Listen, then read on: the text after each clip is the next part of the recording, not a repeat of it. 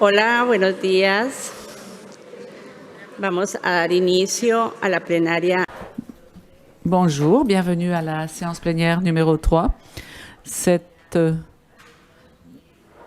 plénière numéro 3, nous allons donc parler des nouveaux venus et de l'élargissement du réseau. Notre réseau se caractérise par ses divers membres. Nous avons des petites villes, d'autres qui sont sur le littoral, quelques-unes en arrière-pays, dans différents pays. Ce réseau recouvre de grandes capitales, de grandes métropoles, mais également d'autres villes qui sont plus petites. Au Costa Rica, qui est mon pays, nous appelons donc les cantons, ceux qui ont une tête de canton, une ville un petit peu plus importante.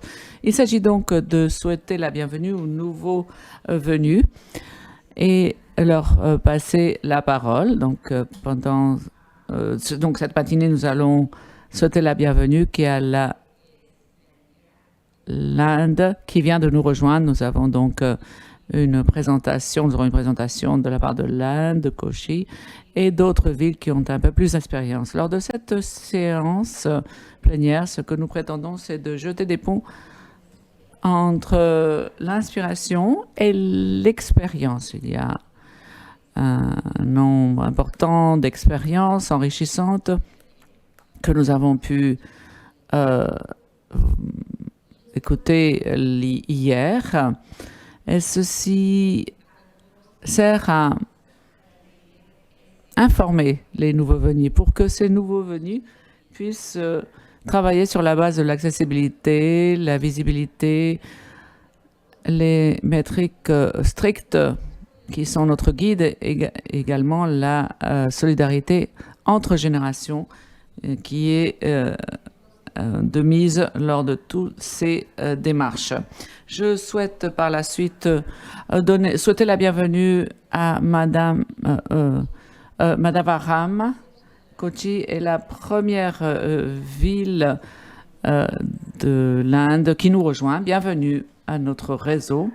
Et nous allons, je tiens à préciser avant tout que Madava est liée à l'initiative Amis des aînés, une initiative en Inde qui a une approche très communautaire et qui est en lien avec des projets qui sont promus par la municipalité de Kochi et le centre d'excellence de la communauté Amis des aînés.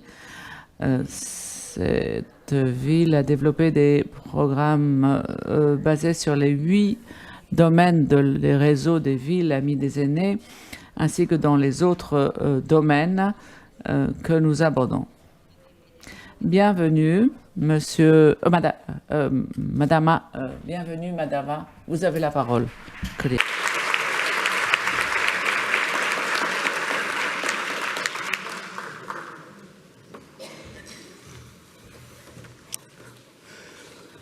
Good morning, everyone.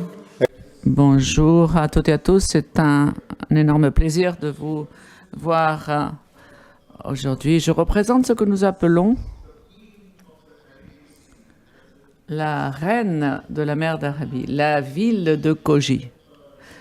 Nous avons énormément travaillé à Kochi pendant les 5-6 dernières années et nous sommes les nouveaux arrivés.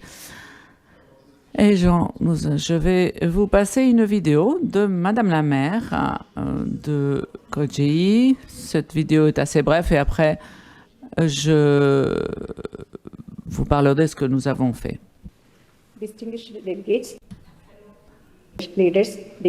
Mesdames et messieurs les délégués, chers collègues, responsables municipaux, c'est pour moi un honneur de m'adresser à ce congrès en tant que maire de Kochi, ville située sur la côte sud-ouest de l'Inde et qui a rejoint le réseau mondial de l'OMS pour les villes et communautés amies des personnes, des aînés. Je m'exprime aujourd'hui au nom de 3,4 millions de citoyens et en particulier au nom des 16,5% de la population de Kochi âgée de 60 ans ou plus. Il ne s'agit pas d'une catégorie de bénéficiaires de l'aide sociale. Là, le maire de Kochi a publié un document de prise de position, la série de références Kerala. Kochi doit être prête pour respecter la charte fondatrice. Nous allons vous parler du Kochi avec toutes ces tensions, toutes ces possibilités. Kochi s'est engagé. Nous sommes un projet nouveau qui a choisi une direction et nous sommes sincèrement reconnaissants de faire partie du réseau qui permet de le maintenir. Merci. So that was our honorable mayor of Cochin. Donc, nous remercions Madame la maire de Kochi. Je peux vous assurer que Kochi va travailler dur. Nous allons accueillir la première réunion de Kochi est soutenue par l'Organisation mondiale de la santé. C'est un fait important pour nous et nous allons déployer également nos activités dans les autres régions à proximité. Permettez-moi d'aborder notre démarche en la matière. Kochi est ici non comme un modèle terminé, mais comme une ville engagée. Nous avons choisi le cap qui va nous permettre d'aller et d'assister les aînés et nous essaierons de suivre ce chemin avec le soutien de tous nos élus. Et nous espérons que la longévité doit devenir une force. Si nous nous tournons vers la ville de Kochi, Kochi est une ville avec 3,4 millions d'habitants et pratiquement le 17% de ses habitants ont plus de 60 ans. Kochi a rejoint le réseau mondial comme la première ville de l'Inde et la deuxième ville du sud-est asiatique.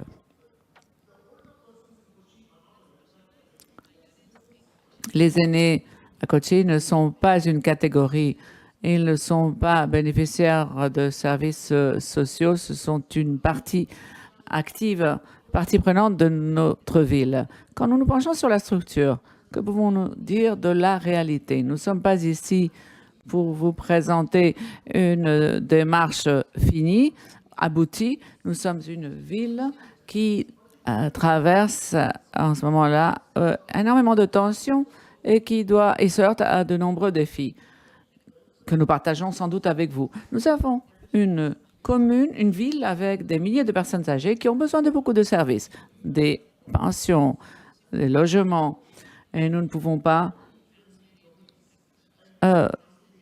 attribuer toutes les ressources à cette tranche d'âge, car nous avons besoin de ressources également pour les autres tranches d'âge. Mais les obligations que nous avons sont réelles, elles ne sont pas négociables. Et nous devons donc respecter nos engagements et avoir la confiance de tous. Mais nous devons rappeler que le réseau mondial Amis des aînés ne demande pas aux villes qu'elles choisissent une transformation rapide à long terme. Simplement, ils sont là pour nous assister et pour accomplir ces démarches à l'avenir. Quelles sont nos réalisations à Kochi? Nous avons su relever certains défis en créant et en concevant un écosystème. Pas à pas. Nous avons les établissements scolaires, les différentes communautés, collectivités, et nous essayons de promouvoir le sport, le vieillissement actif, la santé, ainsi que d'autres thématiques. Nous avons conduit des études, nous avons abouti aux premières données concernant les nécessités des aînés. Nous avons également publié un cadre de longévité qui contribue à un changement de politique sans précédent. Le mois dernier, le gouvernement a créé le premier département de l'Inde consacré exclusivement au bien-être des aînés. Nous sommes donc tous convaincus du fait que cela doit aller d'une catégorie de services sociaux aux aînés à une rubrique importante de l'agenda et de toutes les politiques de notre ville. Quels sont nos engagements? Notre engagement est soutenu par tous les élus de notre municipalité. Il ne s'agit pas d'un sujet politique, il s'agit d'un sujet ou d'un quelque chose de social, d'un sujet social. Tout le monde doit rejoindre cette démarche. Cela ne va pas dépendre des partis au gouvernement. Il faut souligner la prévention. La prévention va être une démarche, une stratégie. Et c'est un peu le changement de perspective que nous avons privilégié. Il faut faire en sorte que nos aînés puissent mieux vivre, mais avant tout, il faut démarrer cette démarche. Je viens de vous présenter nos réalisations, mais nous avons également une question à vous poser. Comment est-ce que ce réseau pourrait mieux assister les élus municipaux pour qu'ils deviennent des ponts entre les obligations de bien-être envers ces citoyens et la transformation et la voie vers un vieillissement sain que ces villes construisent? Kochi demande au réseau de bien vouloir concevoir plus de mécanismes pour les nouvelles villes qui viennent de rejoindre le réseau, pour les villes qui sont en transition et les villes qui débutent ou entament cette démarche. Merci beaucoup. Muchas gracias, doctor Kochi.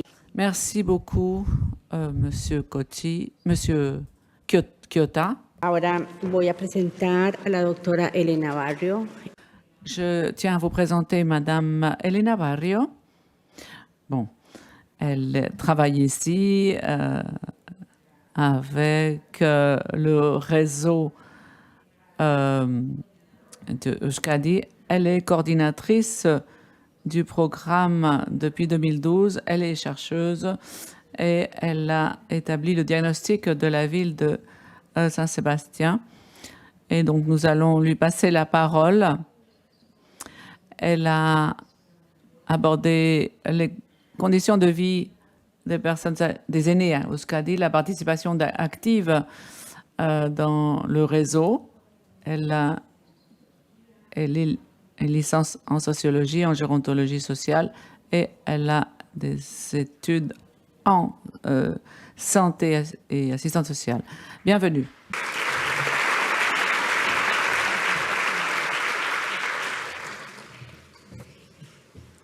Bueno, muchas gracias. Buenos días, Egunon. Merci, bonjour à toutes et à tous.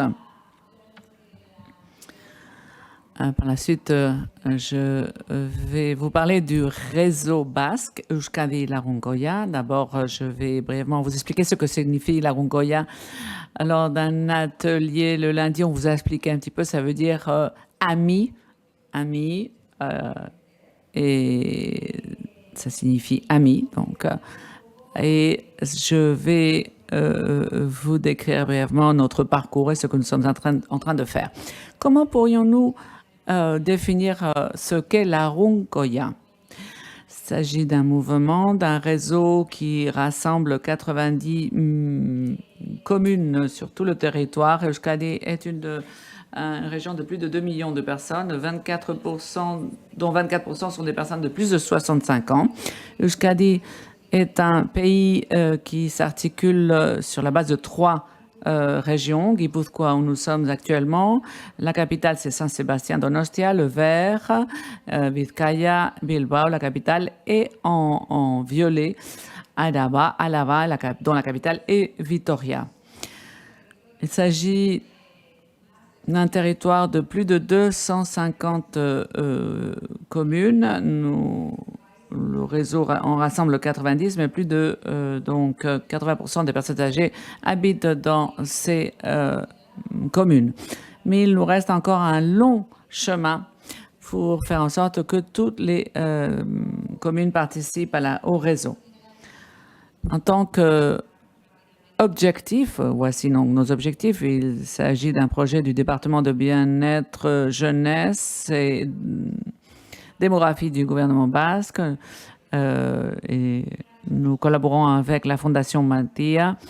Un des objectifs majeurs qui a été répété à plusieurs reprises lors des différentes séances au cours de ces 2 dernières journées, le fait que les aînés soient des protagonistes, promouvoir leur participation au sein de la société.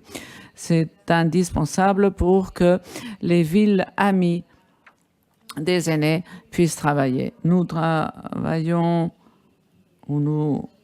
notre démarche a débuté en 2012. Nous avons compilé différentes actions. Nous avons un réseau de bonnes pratiques et il est indispensable également de miser sur la construction collective, ce que se fait dans d'autres régions. Et également, un autre objectif, c'est la participation des citoyens. Et également, je vais donc essayer de vous résumer notre parcours. Donc, nous avons commencé à travailler en 2012, quoique le mouvement a démarré quelques années avant. Hier, pendant la séance plénière, vous avez rencontré Eva, qui est la responsable ici à Saint-Sébastien du Euskadi Lagunkoya, ici au sein de cette ville. Saint-Sébastien a été la première ville à participer à cette démarche. Après, nous avons eu les autres capitales et Durango également, qui se trouve dans la région de Vizcaya. Mais à partir de 2012, plutôt en 2011, Maite Sancho, en collaboration avec le gouvernement basque, ont mis en œuvre 12 propositions pour une nouvelle stratégie. Par le passé, il n'y avait jamais eu de prévision autour du vieillissement. Ils ont mis sur la table une réflexion avancée auprès de tous les âges. Et en 2012, nous avons donc lancé Euskadi Lagunkoya. Ce lancement a eu lieu lors d'une réunion. Différents acteurs se sont réunis autour d'une table et nous avons mis sur la table la nécessité d'aller vers un pays ami des aînés et soutenir les communes dans cette démarche. C'est à ce moment-là que nous avons démarré Euskadi Lagunkoya. Nous avons lancé un projet pilote pendant les 2 premières années avec 13 communes. Vous avez donc les petits dans les carrés, vous avez les communes qui ont rejoint donc le réseau, notre Euskadi Lagunkoya. Et après ce projet pilote, nous avons conçu différents programmes. J'ai vécu quelque temps à New York, un séjour, donc un été à New York, pour apprendre énormément d'une des villes pionnières en matière de ces projets. Les espaces publics qui sont très importants dans notre vie quotidienne devraient faire partie de cette démarche. Nous avons commencé avec un réseau d'établissements amis des aînés. Nous avons également un autre thème qui est la transmission du patrimoine immatériel. Mais en 2015, nous avons travaillé en collaboration avec Eusko Federpen, qui fait partie des bonnes pratiques. Et nous avons commencé à travailler de bas en haut. Cette méthodologie participative, nous l'avons évoquée, comment promouvoir la participation citoyenne. Et à partir de là, nous avons travaillé à partir du travail communautaire et la participation des personnes âgées dans ces groupes. Et nous avons considéré ceci comme un socle, c'est-à-dire qu'il était indispensable de créer ce premier espace de promoteurs. En 2016, nous étions déjà 36 communes. C'était un moment important pour le réseau car Bizkaia a lancé un projet territoire pour toutes les aides, pour tous les âges, pardon, et a rejoint ce mouvement, a mis sur la table une stratégie propre avec un groupe de personnes, d'aînés qui donc est à la tête de ce projet. Et les différentes capitales nous ont rejoints puisque par le passé, elles travaillaient de façon autonome. Et à partir de 2018, nous sommes réunis dans des commissions territoriales car nous étions plus nombreux. Tous les ans, nous réunissons dans les différents territoires auprès des villes, des représentants des aînés, et nous essayons de voir quelles sont les nécessités. Et en 2020, un autre jalon important pour tous, nous étions déjà à l'époque 65 communes, 65 villes. Nous avons commencé à travailler en ligne. Ceci était un point, un tournant, car après tout le parcours, nous avons conçu des outils pour chaque phase. C'est-à-dire que nous avons conçu un guide pour mettre en marche un groupe promoteur afin de pouvoir faciliter aux villes ce travail. Nous avons mis en marche une plateforme de formation en ligne. En 2022, nous avons donc, c'était notre anniversaire, 10 ans déjà de parcours, et désormais au sein des commissions territoriales, communes, villes, personnes âgées, nous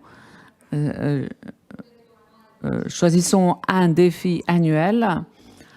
Et le premier défi, il y a 8 grands thématiques, bien sûr, mais mis à part ces 8 thématiques, nous abordons un défi. La première année, la participation. Deuxième année, la solitude, les solitudes.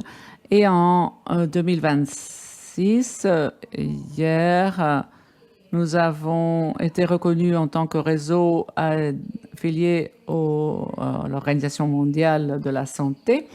Et cette année, nous avons mesuré l'impact du réseau au travers d'une étude importante que nous avons conduite de l'impact des personnes aux impacts des politiques que nous allons pouvoir voir.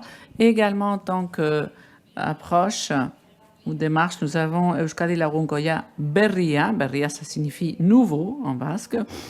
Et nous affichons une nouvelle approche et nous focalisons sur comment avancer vers des territoires plus intergénérationnels.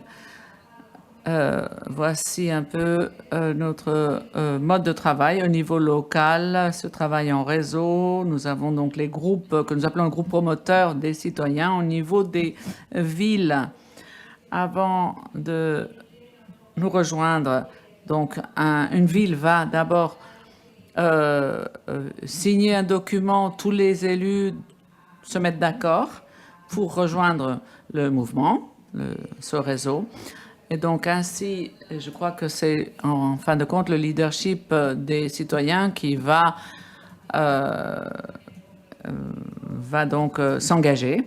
Nous avons bien sûr l'engagement politique et nous travaillons également auprès d'ONG. Nous travaillons également au sein de commissions territoriales au niveau du Pays Basque.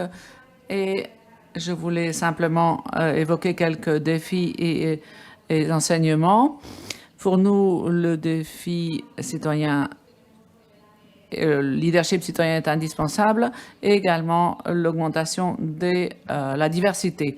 il faut accroître cette diversité. Il faut que, on l'a évoqué lors de certaines sessions ici, les personnes qui sont dans d'autres espaces qui peuvent se sentir exclues.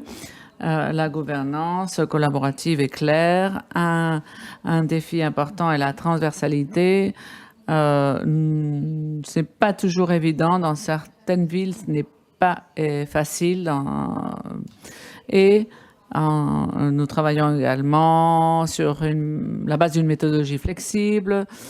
Et nous avons donc un défi majeur, c'est de générer des évidences par rapport à ceci. Je voudrais simplement finir sur des phrases de certains acteurs de nos villes. Voilà, Guadalupe de Amurriol a dit ce qu'a signifié pour elle. Ça a été un éveil social. Maite Zavala qui nous a dit, qui appartient au groupe moteur de Vizcaya, le mot « moi » n'existe pas, c'est le mot « nous ». Et Miquel Azcoitia qui nous disait ceci, pour moi, c'est la politique et la responsabilité également nous appartient. Merci beaucoup.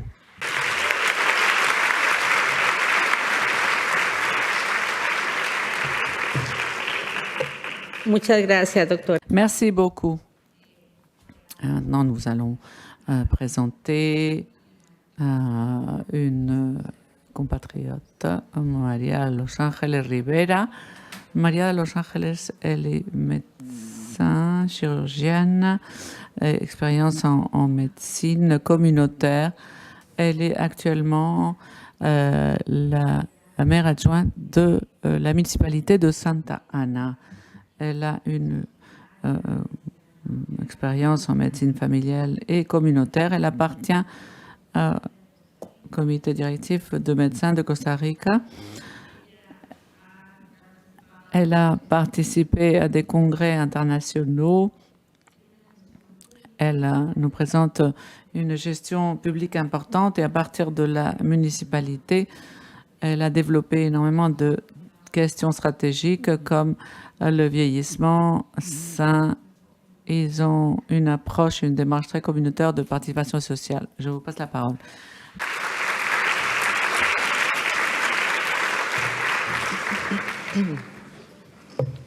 Muy buenos días a todos y a todas. Bonjour à toutes et à tous. Costa Rica, Bonjour, je viens de Costa Rica. Pura vida, on nous connaît comme ça. Pure vie, vie pure. Voilà notre expression. 5 millions d'habitants. Voilà la moyenne. Et l'espérance de vie lors des 25 dernières années, elle a augmenté jusqu'à 80 ans. Nous sommes en train de vieillir. Pour l'année 2050, un habitant sur 4 sera âgé de plus de 60 ans et pour l'année 2084 sur 10. Le défi est de... Il faut se préparer pour vivre ensemble avec le vieillissement. Voilà notre défi. Et maintenant, on va se rendre à Santa Ana. Santa Ana se trouve à 12 minutes de distance de la capitale. 62 000 habitants dans une étendue de 61 km², 62 000 habitants. Et plus de 10 000 sont des adultes âgés. Nous sommes un gouvernement local où nous respectons la loi rédigée, créée, votée en 2022, la loi 146, qui est la loi pour la protection des adultes âgés, pour la protection des droits. Nous devons les respecter. Nous sommes l'une de 6 municipalités ayant un bureau consacré, dédié exclusivement à subvenir aux besoins des adultes âgés. Chez nous, nous avons une trentaine de villes amies des aînés dans le pays. Et voilà, et nous faisons partie de ce réseau-là. Nous avons un parc exclusif pour le bien-être des adultes âgés. Il y en a 3, Santa Ana. Nous avons un de ces parcs-là. C'est une ville d'une énorme beauté naturelle. Nous avons un patrimoine très riche et pendant l'été, nous avons une végétation très riche. Nous produisons de l'énergie éolienne et nous avons plus de 1000 citoyens adultes âgés qui vivent ensemble avec nous, comme Don Carlos. Et chacun d'eux, on les connaît, on connaît leur nom, leur âge, ce qu'ils aiment, ce qu'ils n'aiment pas, ce qui leur rend triste, parce que ce sont des personnes, non pas des chiffres. Et c'est très important pour le gouvernement local de Santa Ana. Il faut passer, ils ne sont plus des bénéficiaires, mais des protagonistes. Ils participent aux politiques publiques. Et en 2022, 2500 adultes âgés se sont réunis avec des promoteurs sociaux du gouvernement local pour rédiger les politiques visant un vieillissement actif et visant le bien-être des adultes âgés. On a établi une liste de priorités des besoins, on a évalué les programmes et on a commencé à concevoir des projets communautaires et eux-mêmes sont engagés. Les personnes âgées de Santa Ana proposent, dirigent, décident, sont les protagonistes de leur politique et leur expérience est en train de transformer notre communauté tout entière. Nous avons des programmes avec une participation active des personnes âgées. Main étaient actives, les conseils municipaux pour les personnes âgées, les budgets participatifs. Nous avons un budget pour les différentes activités à développer. Nous avons aussi le parc des rencontres créé, organisé, la main dans la main, avec les ingénieurs et architectes du gouvernement local. Et aussi un marché solidaire, un marché où les paysans, fermiers, producteurs vendent leurs produits et où aussi ils peuvent commercialiser leurs produits et obtenir des revenus. Et nous avons un centre de jour aussi où nous participons avec beaucoup d'amour. Voici un conseil municipal. C'est là où vous pouvez voir les personnes âgées qui occupent un rôle important. Et tout cela est dirigé par le maire et un secrétariat municipal. Voilà, les personnes âgées, les aînés sont là. Nous sommes à leur écoute. On prend des accords. Ce n'est pas un théâtre, c'est la vie réelle. Ils sont pris en compte à 100%.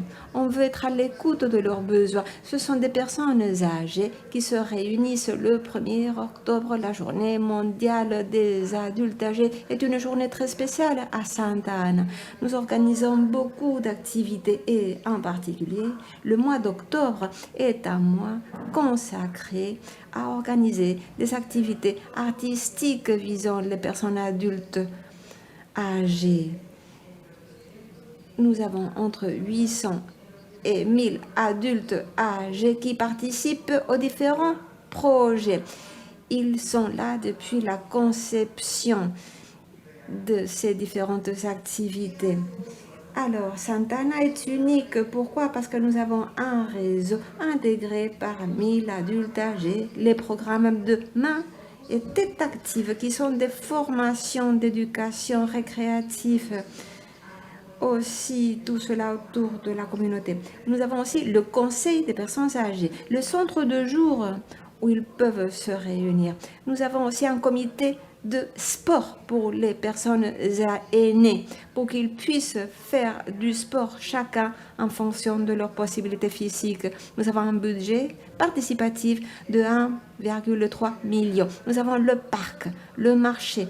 Nos adultes âgés de Santa Ana participent, dirigent, décident et transforment la ville. Nous avons la loi 146, une loi dont je vous ai déjà parlé. Et grâce à cette loi, on veut réduire aussi les lacunes technologiques, donner formation. On a créé le banque d'assistance technique et nous avons la loi 10359 qui est une loi grâce à laquelle certaines personnes âgées appauvris peuvent ne pas payer certaines taxes. Nous sommes des villes de compassion, aussi une ville de compassion vis-à-vis des plus dépourvus. Quel est le but? Nous voulons créer une équipe intégrée par des personnes âgées pour pouvoir évaluer et suivre les pratiques et tout ça là depuis leur propre perspective. Nous voulons briser les stéréotypes.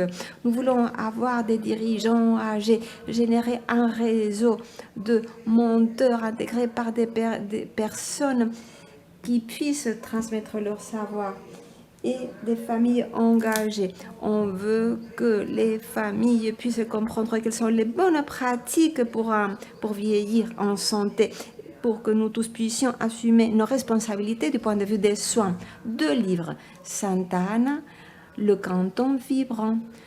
Je vous invite à visiter notre stand. Nous avons des livres, des gourmandises délicieuses aussi. Venez déguster nos gourmandises, nos gâteaux. Vous pourrez voir aussi des photos pour voir tout ce que je suis en train de vous montrer. Nous avons une vidéo magnifique aussi. Voilà, les personnes âgées, les aînés, n'ont pas tout simplement besoin d'être écoutés. Il leur faut des espaces pour prendre des décisions. Pour nous, il est clair qu'une communauté amie des aînés, il ne faut pas la bâtir pour les personnes aînées, mais avec les aînés. Parce que lorsque les aînés participent, les communautés sont plus inclusives, fortes et humaines. Merci.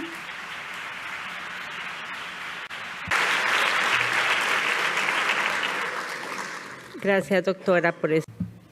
Merci pour cette belle présentation. Merci aussi pour avoir souligné aussi la loi, la réglementation que vous avez pour les personnes aînées. C'est très important dans notre pays. Oui, dans nos 52 villes et les 7 qui vont se joindre à nous, cette réglementation est très importante. Maintenant, nous avons Ashton Applewhite. Je ne sais pas si je l'ai bien prononcé. Elle vient des États-Unis, de Old School Who, expert international reconnu dans le sujet de l'agisme. Elle a publié le manifeste, le livre Manifeste contre l'agisme, cofondatrice aussi de la Old School Who. Elle va nous parler aussi de son rôle peut-être auprès des Nations Unies. Elle est experte, elle est l'une des dirigeantes qui veut transformer le monde pour qu'on puisse vieillir mieux. Soyez la bienvenue.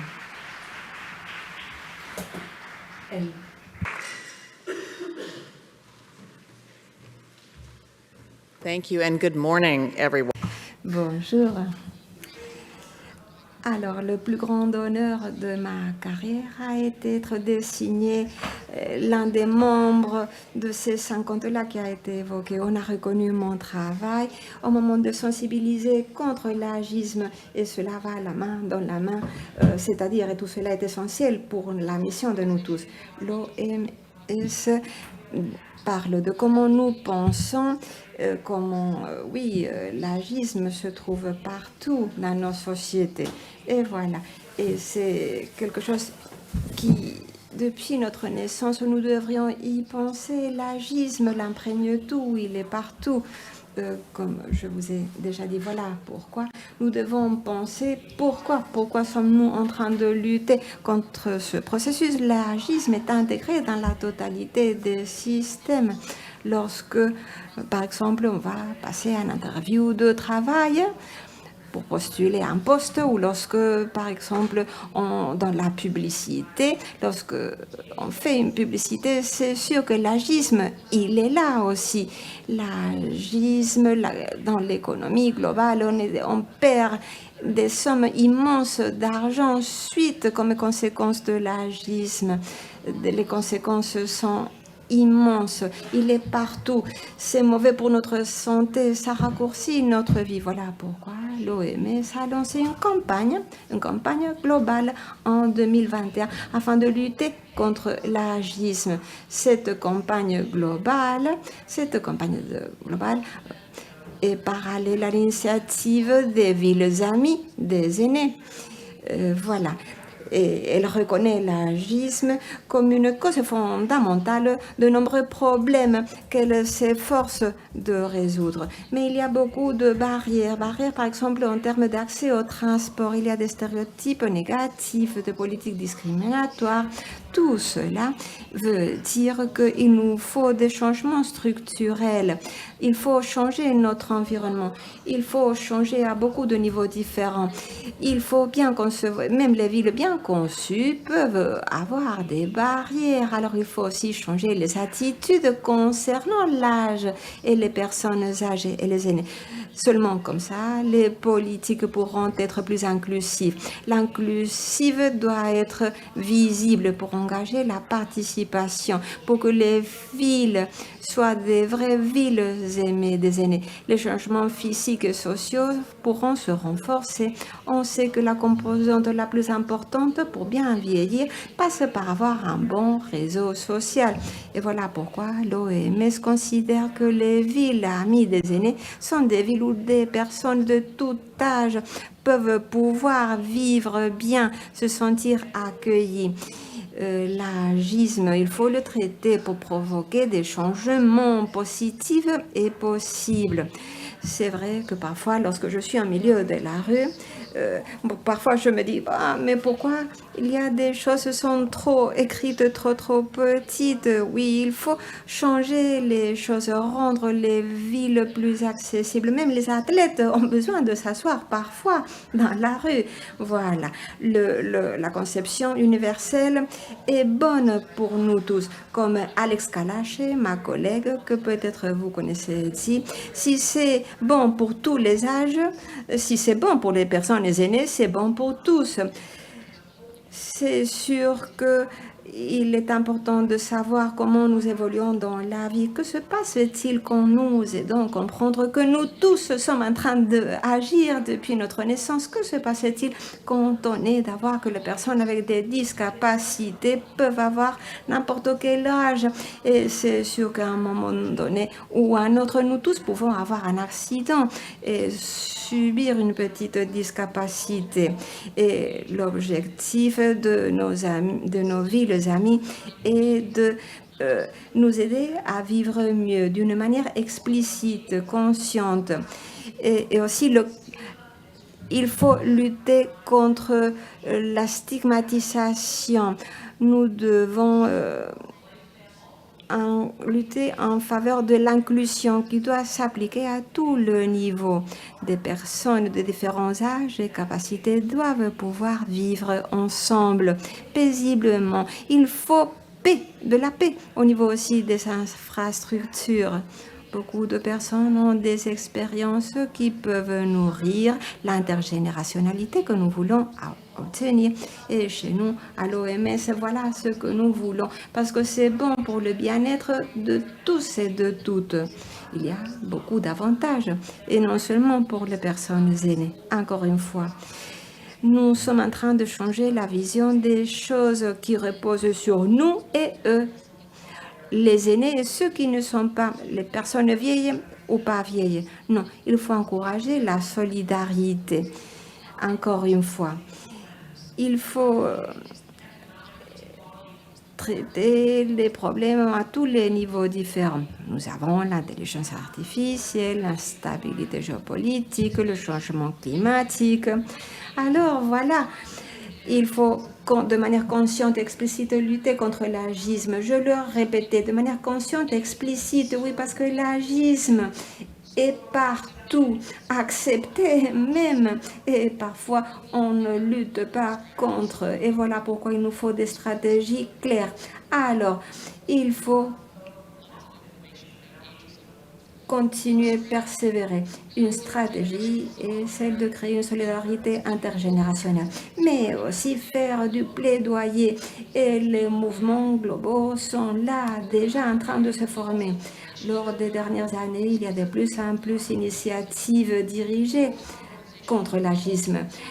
Le rapport publié en 2021 par l'OMS a parlé de là, il nous faut des politiques globales. Les campagnes existent déjà dans différents secteurs afin de contrecarrer et lutter contre l'agisme.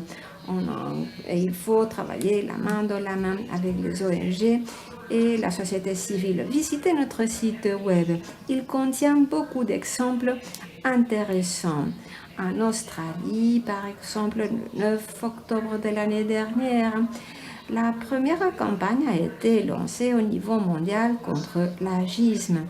Il y a beaucoup d'activités. Les gouvernements locaux sont aussi en train de travailler. À Biscaye, en Biscaye, ici, vous êtes en train de faire beaucoup dans la province à côté. Moi, je viens de New York, mais bon, je suis très fière de venir de New York. Peut-être pas trop fière d'être nord-américaine.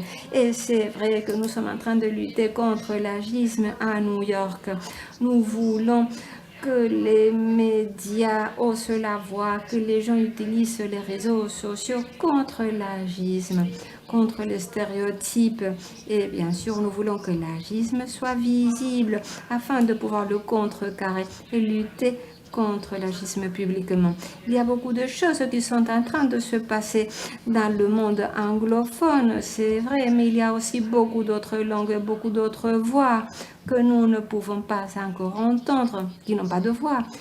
On utilise beaucoup de termes en espagnol, en basque, pour parler de l'agisme. Et il faut, encore une fois, ces termes-là, pouvoir l'exprimer dans tous les langues. Nous devons partager nos connaissances pour évoluer et créer un monde pour les personnes aînées comme moi, mais aussi pour tous qui vont ensuite hériter ce monde.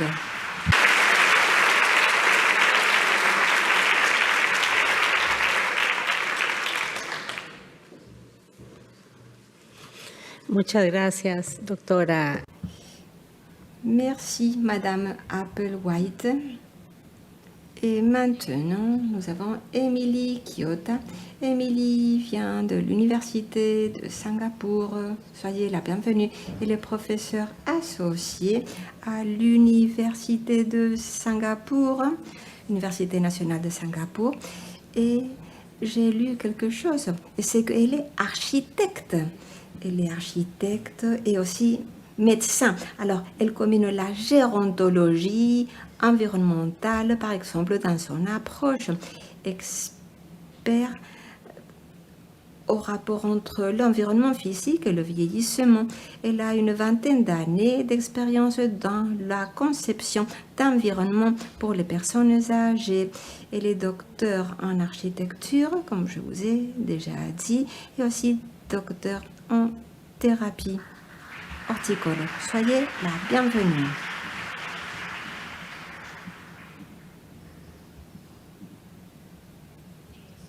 Merci. Merci pour cette introduction. Merci pour m'avoir invité dans ce congrès. Alors, j'ai beaucoup pensé à ce que je devais partager avec vous. Je ne viens pas d'une agence gouvernementale. Je voudrais me concentrer dans les expériences de mon apprentissage en tant que quelqu'un qui a travaillé avec des ONG aussi, et aussi en tant qu'enseignante, professeure universitaire. Alors, je voudrais commencer par cette image, par cette photo. Le 11 mars 2011, à ce moment-là, nous avons souffert un tsunami, un tremblement de terre. On voulait aider surtout les plus vulnérables, les personnes aînées. Moi aussi, j'étais là. Et après Bon, moi, je viens de Japon, même si je suis enseignante à Singapour. Et alors, moi aussi, j'ai voulu m'engager, faire quelque chose, aider les personnes aînées. Et voilà pourquoi je suis allée dans un coffee shop. Je parlais avec des gens pour dire, il faut s'organiser. Que peut-on faire ? Et c'est vrai que nous avons des aliments, nous avons des appartements. C'est vrai que tout le monde a fait des dons pour nous aider, pour aider notre population. Et alors, pendant des mois, la situation est très dure, mais nous avons eu la solidarité des autres. Et pour moi, c'était un moment aussi intéressant. Et c'est sûr que le concept de amis des aînés était déjà là. C'est sûr qu'on a voulu aider les aînés, mais aussi les jeunes et aussi les enfants. On a voulu créer un coffee shop, voilà, parce que on disait partageons le café, une femme a dit. D'autres personnes a dit, moi je peux être utile, par exemple, parce que je suis artisan, je peux bâtir, aider à bâtir ou rebâtir. Et voilà, et 13 années plus tard, ce réseau existe encore, un réseau de solidarité, afin de pouvoir nous préparer nous tous et préparer les générations de l'avenir vis-à-vis des désastres. Et voilà, nous avons créé une communauté, un hub communautaire. Nous avons reçu des dons des associations américaines et on a décidé de promouvoir la santé. Promouvoir la santé non seulement des aînés, mais aussi des jeunes. Et voilà, et on fait même des exercices. Les personnes âgées font des exercices, mais parfois aussi les enfants vont faire des exercices avec ces personnes âgées. Je vous montre cette photo parce que lorsque nous allons concevoir des espaces dans les infrastructures sociales, on a encore cette idée préconçue qu'il faut aider seulement les personnes aînées, mais on oublie que voilà, qu'il faut les autonomiser pour pouvoir eux-mêmes continuer à faire ce qu'ils savent déjà faire. Alors il faut leur faire confiance à leur capacité lorsqu'on va concevoir ces espaces et lorsque nous voulons créer des sociétés amies des aînés. Voilà pour partager mes idées. Bon, je suis japonaise, comme je vous ai déjà dit, et je suis enseignante à l'université. Nous avons des représentants du gouvernement de Singapour. Si vous avez des questions politiques, vous avez des représentants qui pourront vous répondre. Mais cela... Voilà, et maintenant je voudrais parler de la situation de Singapour, mais aussi de l'Asie en général. Voilà, les personnes âgées sont des citoyens actifs et non pas dépendants du tout. Dans ma recherche, c'est clair. Maintenant, le dialogue a changé. Pas complètement. Nous avons encore beaucoup à faire, mais c'est un dialogue qui est en train de changer. La communauté et l'infrastructure. Oui, voilà la communauté et toute une infrastructure physique, voilà, c'est tout un écosystème. Et par exemple, les villes qui, nous ne pouvons pas changer les problèmes de démence. Oui, nous avons aussi créé les villes de demain adaptées aux personnes atteintes de démence. Il faut commencer par changer, par sensibiliser les gens. Voilà, nous devons changer aussi plein d'autres choses, comme par exemple la mobilité en Asie et particulièrement en Singapour. C'est vrai que les logements aussi ont beaucoup changé. Nous avons beaucoup réfléchi, mais en termes de mobilité, il faut encore travailler, changer les choses en termes de mobilité. Il ne s'agit pas seulement de nous focaliser dans la catégorie des aînés. Il y a beaucoup d'hétérogénéité, il faut le prendre en considération. Oui, nous avons beaucoup de densité en Singapour, dans nos villes. Avant, on considérait que c'était négatif, la densité des villes. Si nous avons une forte densité, ça veut dire qu'on peut subvenir aux besoins d'une manière plus proche. La proximité, c'est bien. Voilà. Alors, cela a changé. La densité est positive dans les communautés. Il faut l'identifier comme une bonne infrastructure. Et aujourd'hui, nous parlons de plus en plus aussi de l'objectif, mais il faut aller au-delà. Il ne faut pas seulement parler du mobilier urbain, par exemple.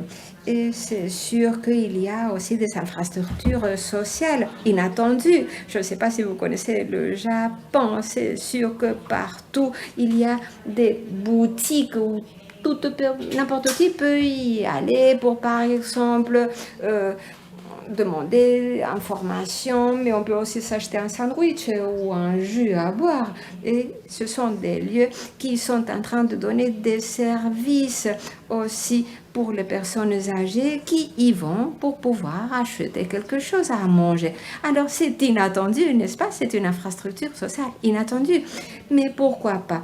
La longévité, oui, il faut la concevoir. Ça commence par la conception. J'ai été impressionnée de voir comment à Singapour, toutes les agences gouvernementales ont rassemblé les efforts. Et c'est sûr qu'il y a aussi des ressources et de l'argent. Et ça aussi, c'est très important, pouvoir avoir le financement nécessaire. J'ai vu aussi quelque chose, et c'est que nous avons créé il y a 2 ans le centre de recherche pour savoir comment mieux vieillir. Cela s'est basé sur les dons d'une dame qui, de manière très intelligente, a dit: tenez, voilà cet argent que j'ai, que je voudrais que vous puissiez l'investir pour que notre environnement soit ami des aînés. Alors, on a reçu ce financement pour commencer notre centre de recherche. Et c'est formidable. L'action d'une seule personne a pu changer la donne dans la société. Nous avons 4 centres de recherche, oui, et nous essayons de concevoir des meilleurs espaces. Et aussi, oui, la santé mentale est très importante. Il faut se préparer aussi pour lutter contre le changement climatique. Voilà ce que nous essayons de faire. Mais il y a encore beaucoup à faire. Il faut comprendre aussi l'importance de la qualité du senior housing, des logements pour les personnes aînées. Aussi, l'agisme se manifeste aussi dans la planification, mais il faut commencer à changer les choses au niveau des cités. Il nous faut des espaces arrivés là où l'argent du gouvernement arrive. Il faut identifier les problèmes. Il faut commencer par là. Il faut aussi comprendre le concept de l'accessibilité, et tout particulièrement pour pouvoir aider les personnes atteintes de démence. Voilà une photo qui est évidente. C'est vrai que nous avons fait beaucoup. L'évolution est importante, mais il faut continuer à inclure les jeunes. Voilà mon message final. Merci beaucoup.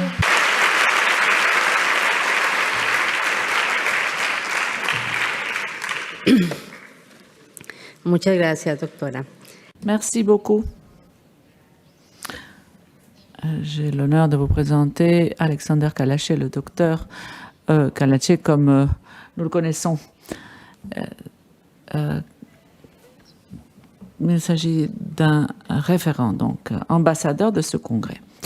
Si vous me le permettez, je vais le présenter par la suite. Il est médecin à l'Université fédérale de Rio de Janeiro et il a donc un doctorat en médecine, en épidémiologie par l'université de Oxford. Il est président international de International Longevity du Centre de Brésil.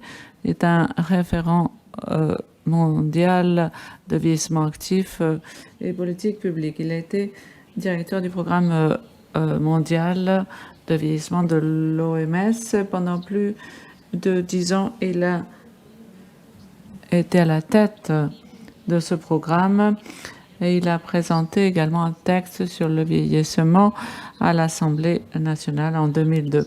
Il a été à l'origine du projet mondial des villes d'amis des aînés de l'OMS et il a un parcours de plus de 50 ans qu'il a consacré à l'étude du vieillissement de la population.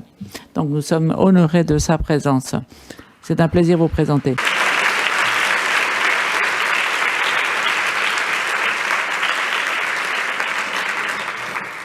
Muchísimas gracias, Flor. Buenos días. Merci beaucoup, Flore. Bonjour à toutes et à tous. Je suis très heureux car après 50 ans de participation active à toutes ces démarches. Très souvent, les gens m'appellent le père des villes aînées. Maintenant, je suis plutôt le grand-père. C'est pas grave, car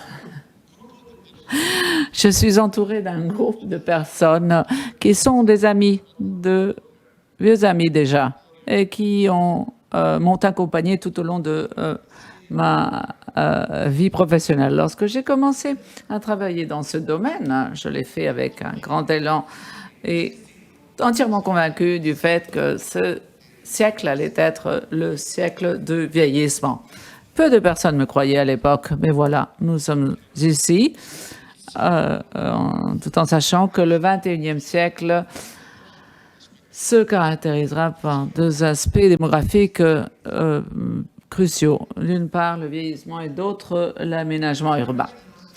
De plus en plus, les personnes vont vieillir dans un milieu urbain. Sont-elles prêtes, les villes, à relever ce défi? Et ceci a été le déclencheur de notre parcours en 2005. Et je rebondis sur les propos de Flore, le vieillissement actif qui a transcendé au-delà du plan international d'action de Madrid, de les Nations Unies, une perspective de notre vie. Nous vieillissons tous à un moment donné, et c'est donc le grand acquis social du dernier siècle. Mais quelle est la ville de Kerala? Une ville pauvre qui a investi énormément en éducation. Je connais bien l'État, je connais bien l'engagement qu'a cette ville en matière de vieillissement actif. Il est impressionnant et nous constatons que c'est l'État. Même si ce n'est pas le plus riche de l'Inde, c'est celui qui représente les meilleurs indicateurs sociaux. Ceci signifie que le leadership politique est de mise. Ceci est fondamental pour toute notre conquête. Un propos que je souligne de vos présentations, c'est l'engagement politique qui est fondamental. Et il est indispensable de travailler en amont, non pas sur la base de chronologie, mais plutôt sur la base des éléments fonctionnels. Nous tourner vers ceux qui ont plus besoin de notre aide et ne pas se pencher uniquement sur les moyennes. Toutes mes félicitations. Après, bien sûr, Lina. Elena, je me souviens très bien de mon séjour ici à Saint-Sébastien, au Pays Basque. 2 pays ont été au premier rang pour que notre réseau puisse avancer, Canada et l'Espagne. Et en Espagne, plus particulièrement, Euskadi. Toutes mes félicitations et merci du soutien apporté par la Fondation Mattia, qui est ici présente. Et Elena travaille main dans la main avec la Fondation Mattia. Et j'ai pu également les assister en tant que consultant. Et ça a été la première ville et la première fondation qui a mis en œuvre les démarches de notre réseau. Je mentionne également Maite Sancho, je ne sais pas si tu es dans la salle. Toutes mes félicitations, car votre soutien a été fondamental pour démarrer le processus. Et je tiens également à remercier mes successeurs au sein de l'OMS qui ont mis ce mouvement au cœur de leurs actions. Nous avons pu nous développer, progresser. Nous avons énormément de villes qui nous ont rejoints de toute taille. Et je évoquerai par la suite, je mentionnerai ces villes. Un grand merci car vous nous avez soutenus Et l'OMS a toujours été au cœur de vos démarches. Mais quand je suis partie, j'ai décidé de partir à New York, car je savais pertinemment que tout ce qui se passait dans cette grande métropole a des conséquences.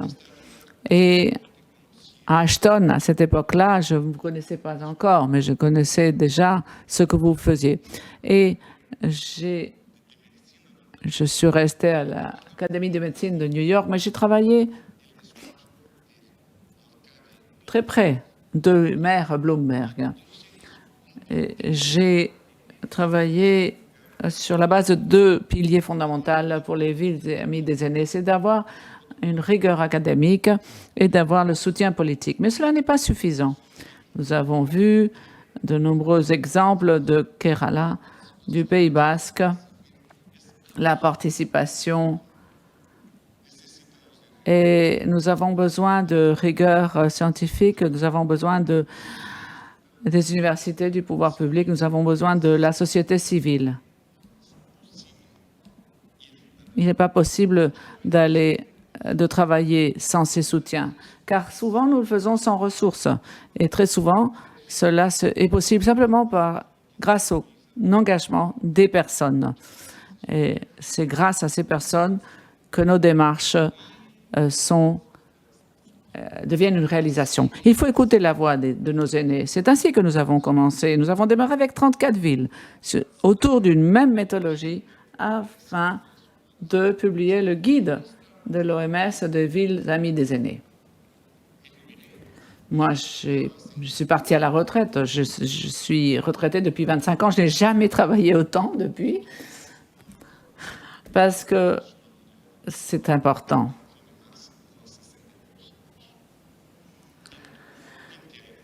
Donc voilà, je suis retraitée depuis 20 ans. Je me suis trompée, pardon, 20 ans. Vous avez probablement calculé. Désolé, je vais donc, voilà, vous êtes là à calculer mon âge. Je vais avoir 81 ans.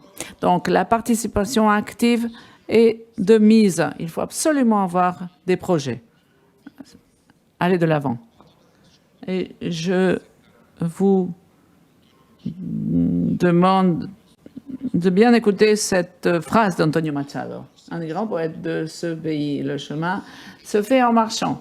C'est ainsi que tous ici, vous marchez, vous suivez un chemin. Ceci ne se fait pas comme ça du jour au lendemain. Ceci se fait grâce à des actions.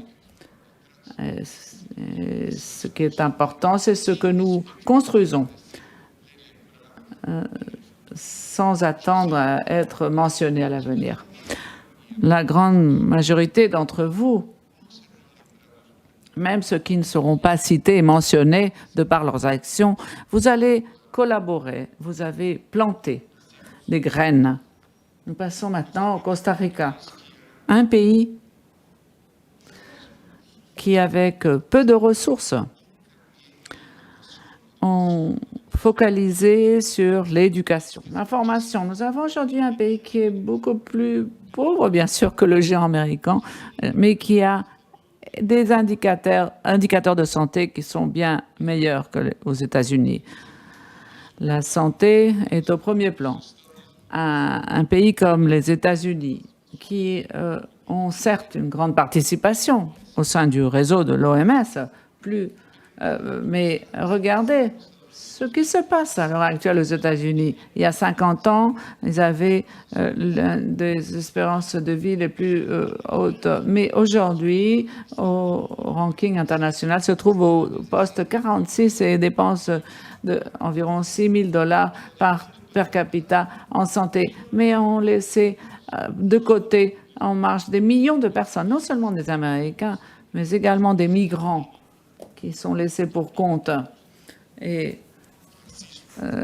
tout ceci à cause du racisme, du sexisme. Tous ces exclus, si nous les laissons en arrière, nous ne pouvons pas dire que nous avons une ville, une société amie des aînés.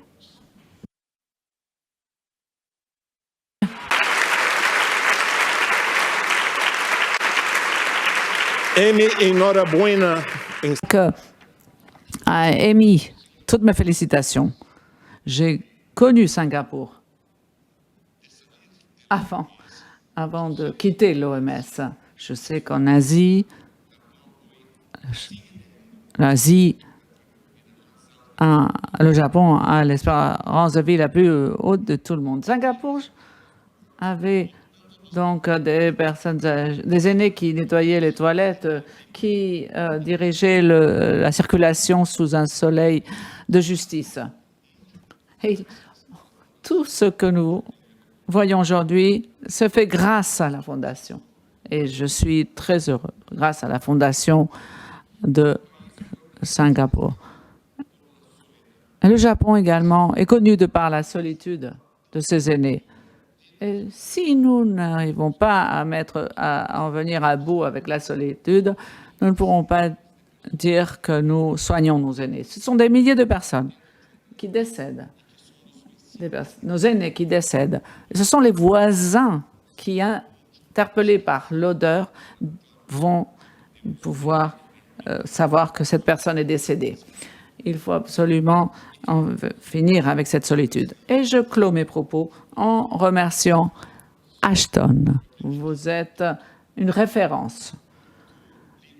Et j'ai beaucoup appris de votre livre. Mais également, je vous admire en tant que personne. Vous avez toujours été à mes côtés. Et vous l'avez fait en mémoire de Sally Greengross, une championne de nos aînés, une femme consacrée en corps et en âme à son centre international de longévité. Je voudrais, pour finir, vous remercier de m'avoir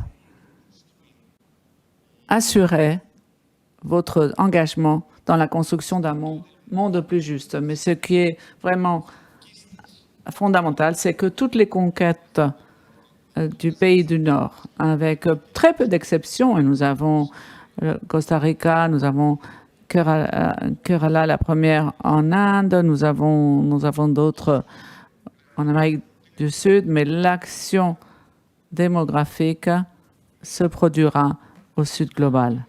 Plus de 80% des personnes âgées se trouveront au Sud global. Il est donc indispensable de préparer le Sud global. Et c'est pour cette raison que je me sens vraiment fière d'avoir pu écouter hier, pendant la réunion des maires, que Sao Paulo va être le siège du prochain congrès. Également, d'avoir le hub de la longévité pour le Sud global. Allons-y. Merci beaucoup.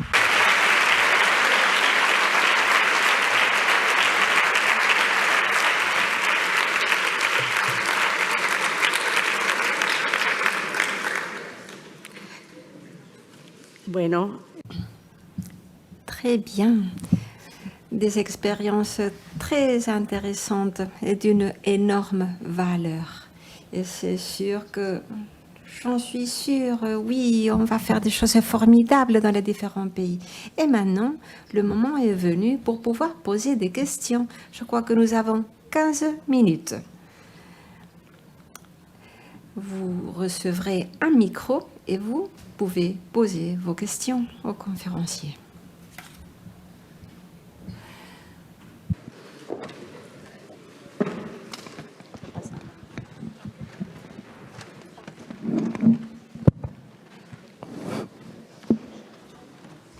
Okay. Alors.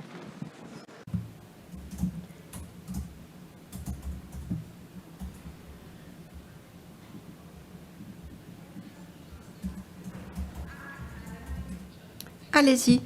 Merci. Je m'appelle Catherine Penners et je travaille dans l'Association internationale de soins palliatifs. Voici ma question. Nous avons des représentants de Costa Rica, par exemple, différents représentants des différents lieux. Et vous tous avez parlé des mouvements des amis des aînés. Mais dans les 3 exemples que nous avons vus, il y a aussi des mouvements de villes de compassion. Et c'est sûr que le Costa Rica a été le premier pays ami de la compassion. Quelle est la relation entre les pays et les villes compassives et les amis des aînés? Y a-t-il des liens, par exemple, entre les uns et les autres? Karela est le lieu, le siège de ce mouvement. Alors dites-nous, y a-t-il un lien? Est-ce que vous vous connaissez entre ces réseaux de villes compassives et amis des aînés? Bonjour. Chez nous, à Costa Rica, nous avons une ville compassive, oui, qui est Cartago. Oui, effectivement. Et nous avons un projet déjà national. Et voilà, et c'est sûr que ça va la main dans la main avec les personnes âgées. C'est vrai que ça inclut toutes les âges parce qu'il s'agit d'accompagner, de donner de l'amour et de subvenir aux besoins dans des situations, par exemple, de manque de santé ou de maladie. Oui, tout cela dans une approche compassive à partir du cœur. De plus en plus de villes du Costa Rica veulent être là. Le but est de pouvoir nous désigner Costa Rica comme un pays de compassion, compassif. Et c'est vrai que ça va la main dans la main avec les approches destinées aux amis des aînés.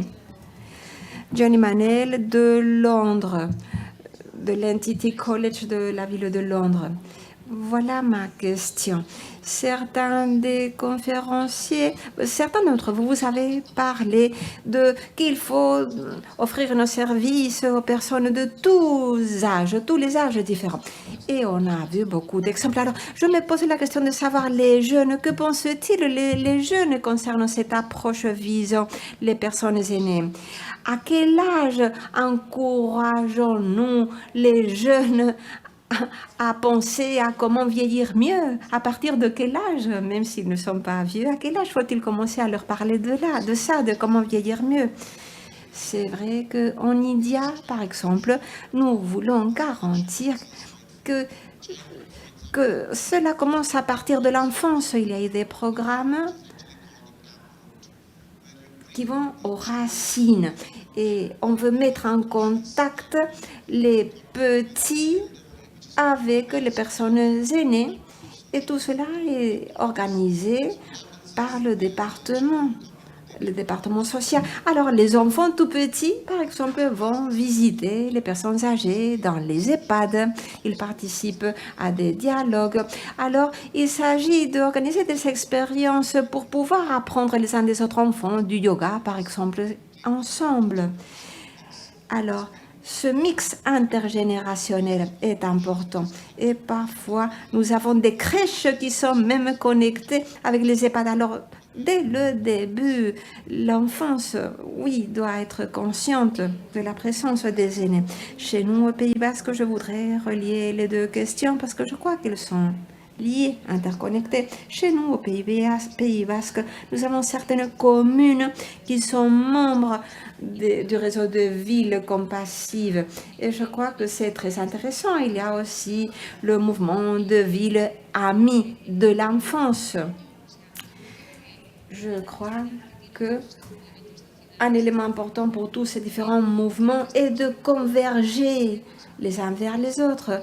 Nous partageons beaucoup de choses, mais il n'y a pas de convergence. C'est comme si chacun avait sa propre méthodologie. Chez nous, nous avons au Pays Basque une approche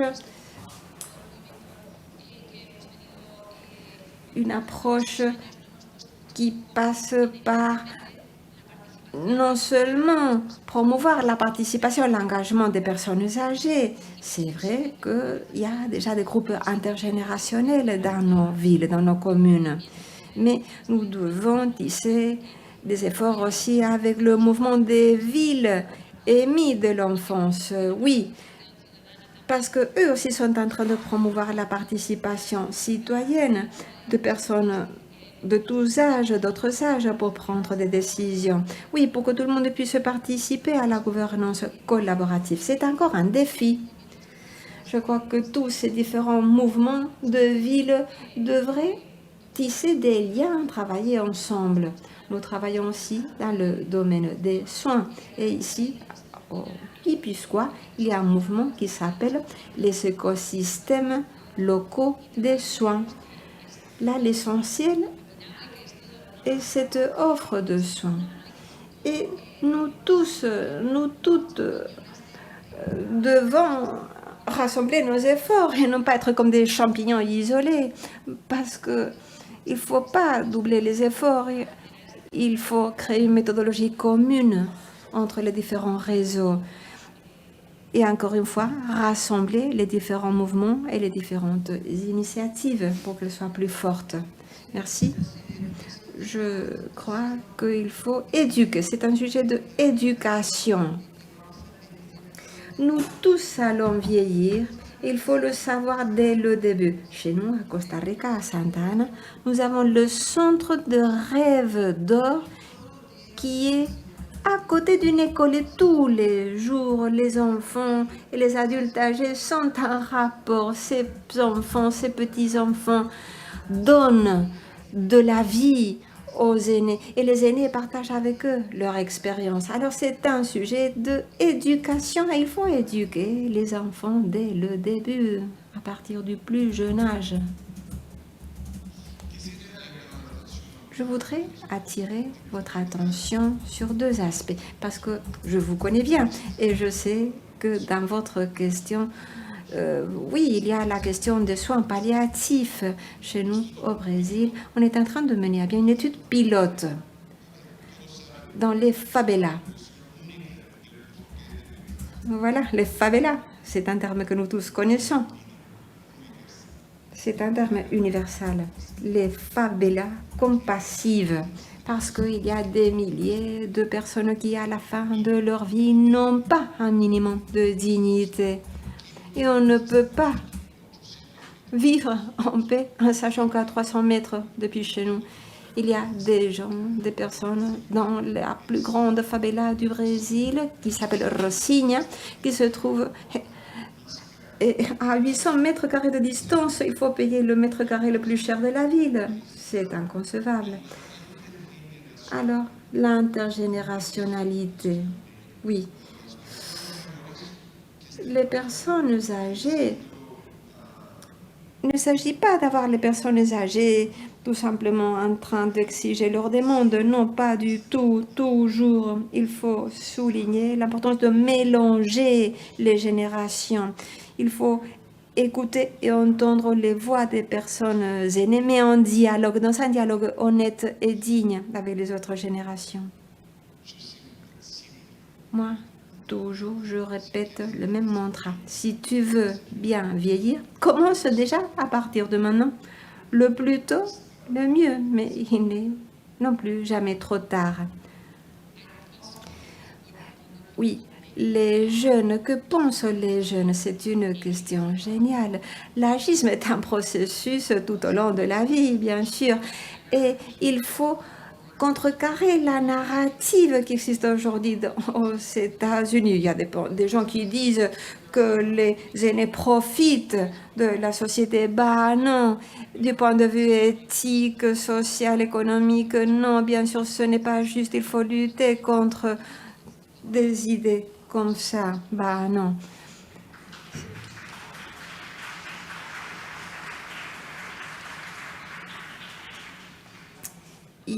Est-ce que je peux intervenir? Merci, merci pour ces présentations.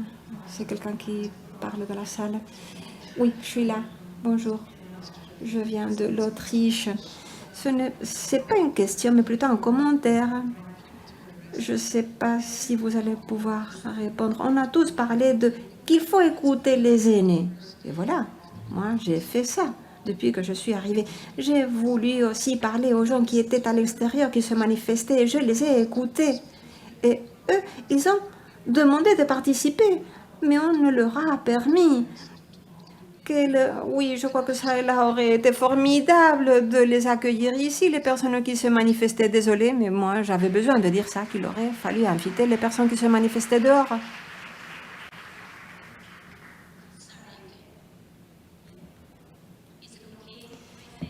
Est-ce que je peux dire quelque chose?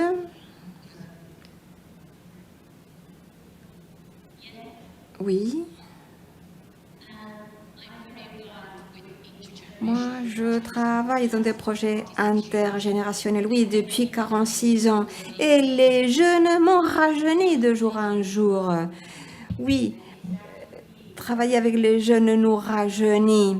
Voilà, nous avons commencé avec les guides de filles, les Girl Guides, des filles de jusqu'à 17 ans. C'est comme les Boy Scouts, mais bon, dans ce cas-ci, avec des filles.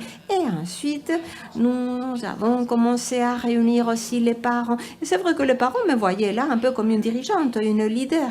Et là, je me suis dit, pourquoi ne pas organiser quelque chose pour engager aussi bien les jeunes que les adultes.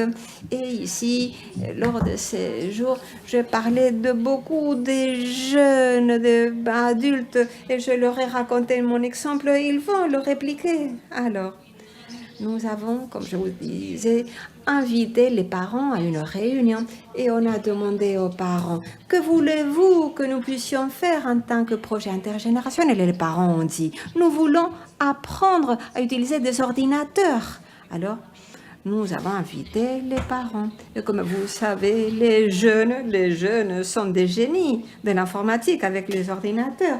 Mais les adultes ont l'expérience de la vie. Et alors, si on rassemble les deux, quelle combinaison formidable. Ça a marché très, très bien pour nous.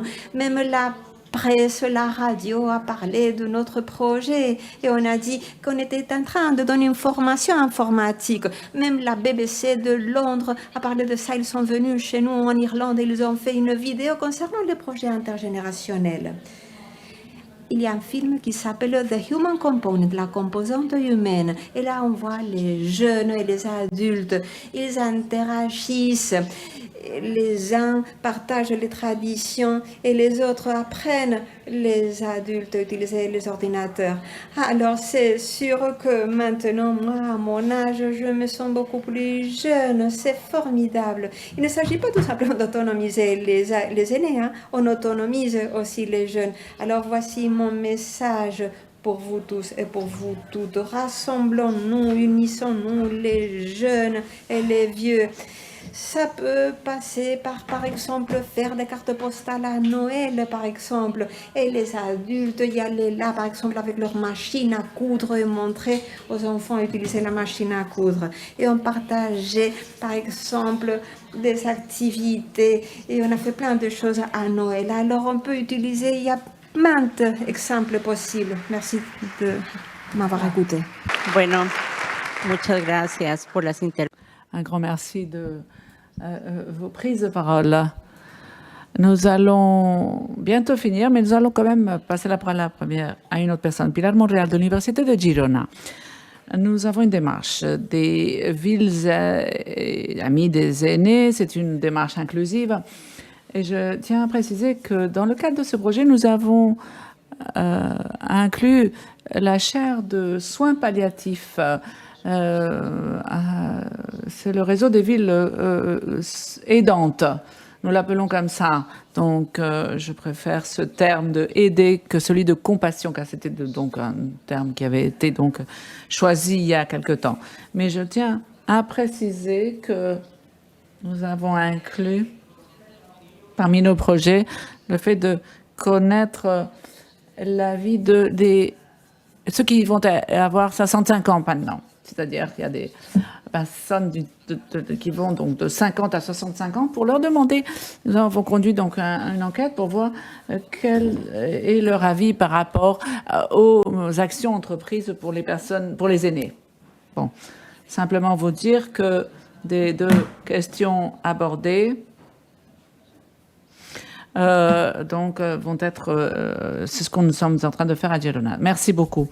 Je remercie tous les panélistes. Merci à tous ceux qui nous aident, nous soutiennent. Merci à votre participation.